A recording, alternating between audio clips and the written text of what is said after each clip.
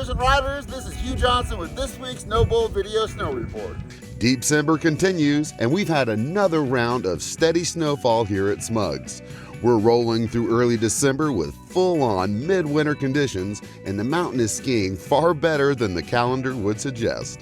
We've picked up 19 inches of snow in the past 5 days, bringing us over 100 inches for the season so far. With more snow in the forecast through the weekend, conditions continue to improve by the hour. Snowmaking has now moved to the top of the village lift to expand our beginner options even further. Once that work is complete, the team will shift to Madonna.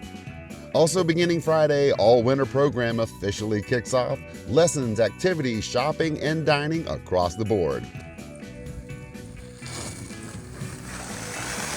This has been Hugh Johnson with the Snowball Video Snow Report. I hope to see you on the slopes.